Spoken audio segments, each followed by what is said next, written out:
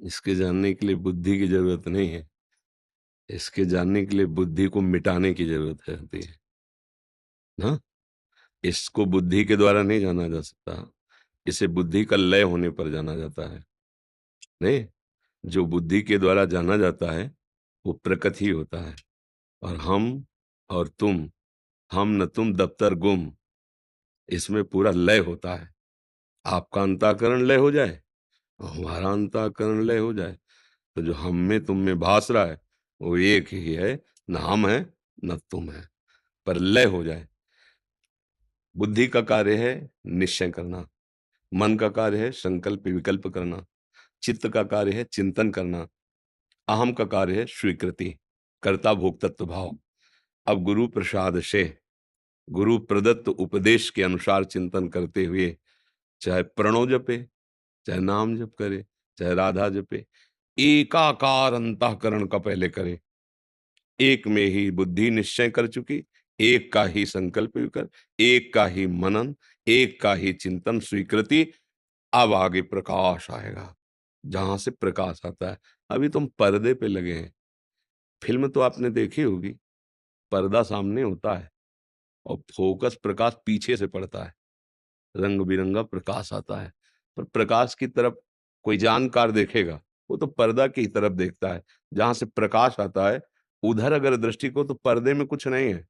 प्रकाश का ही प्रभाव पर्दे में, आवाज, चलना फिरना, मार काट सब दिखाई दे रहे है कुछ नहीं। वो प्रकाश सब कर परम प्रकाशक जो ही। यहाँ पर्दा भी वही है, फिल्म भी वही है, डायरेक्टर भी वही है, प्रोड्यूसर भी वही है, प्रकाशक भी वही है, सब कुछ वही बना हुआ है। एक शीशा आपने देखा होगा कि अपने रूप को कई रूपों में दिखा देता है। सुंदर रूप, भयावह रूप, विकृत रूप दिखाई देता है ना। तो इस माया रूपी दर्पण में एक ही परमात्मा विभिन्न रूपों में भास रहा है।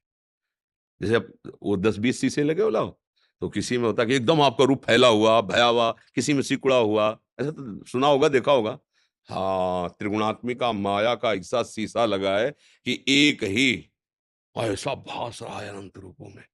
तो ये लगता है ये मैं नहीं हूं, ये तू है। ये तू नहीं हूं, मैं हूं। और मैं तू दोनों माया है। मैं और मोर तोर तय माया। हटाओ शीशा, दर्पण हटाओ, प्रतिबिंब मिटा, अब एक ही बचा, मैं ही मैं, या फिर तू ही तू।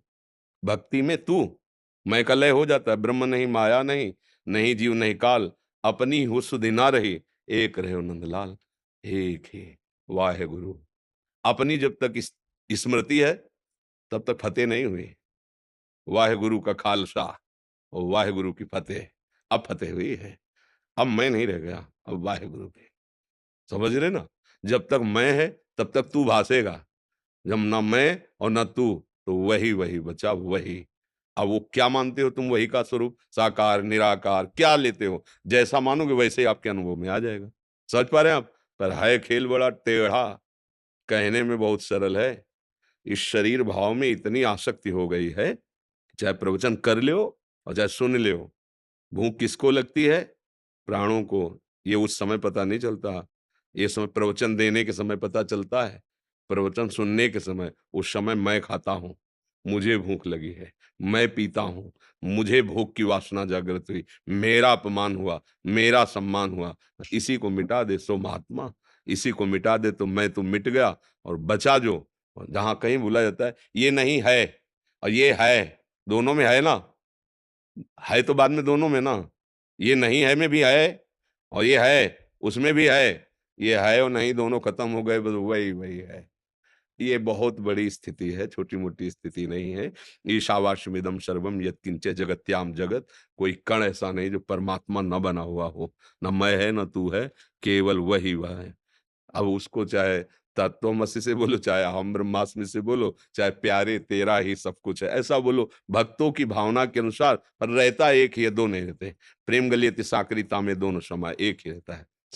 खूब नाम जप करो, गुरुवाणी के अनुसार चलो और सबकी सेवा की भावना करो, तो शरीर का राग मिट जाएगा। 3 शरीर हैं, स्थूल शरीर, सूक्ष्म शरीर, कारण शरीर। तीनों से संबंध खत्म हो जाए तो त्रिगुणातीत जो अपना स्वरूप है, वो जो अपना स्वरूप है वही है, दूसरा कोई है नहीं। चाहे उसे ब्रह्म कहो परमात्मा कहो, वही हमारी आत्मा है, वही मैं तत्व है, दूसरा नहीं। जैसे गुरुवाणी जी में करुणा करके गुरुवाणी जी ने समझाया, उसमें महापुरुषों के वचन लिखे हुए हैं कि पाषाण आदि में वो तो निराकार है, फिर घट घट में वही बैठा हुआ है, घट घट में उसी का स्वर प्रकट हो रहा है। अब दोनों बातें समझो महापुरुषों की, है ना? पंचभूत रचित, बाहर और भीतर सब कुछ ये दिखाई दे रहा, पंचभूत रचित है, ये भी पंचभूत रचित है।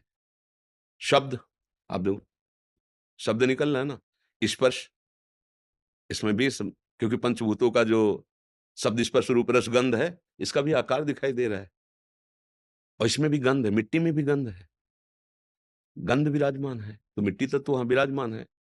और बिना जल के तैयार ही नहीं हुआ है, बिना वायु के ये रूप ही नहीं आ सकता, क्योंकि शुष्क करना वायु का कार्य है, गीला करना जल का। कोई भी निर्माण सभी पांच भूत लगते हैं ना, अग्नि तत्व से तपाया जाता है, बिना तपाए ईंट लगने लायक थोड़ी होती है। जो ईंट लगी वो अग्नि तत्व से ही तो तपी है। और पृथ्वी, वायु और जल, देखो जब मिट्टी को गीला करके ईंट का आकार दिया जाता है, पांचों, इसमें भी परमात्मा है। देखो खंबे से निकले ना नरसिंह भगवान, काऊ सो कहा जहां प्रभु नाई, बिल्कुल ऐसे यही है। वो थोड़ा जड़ रूप लिए हुई है, थोड़ा चलने फिरने वाला, अंतर कोई नहीं। उसमें भी वही तत्व है और इसमें भी वही तत्व है। फिर जड़ चेतन का भेद मिट जाता है। जब सच्चा ज्ञान होता है तो न जड़ और न चैतन्य, केवल वही हो, केवल वही हो।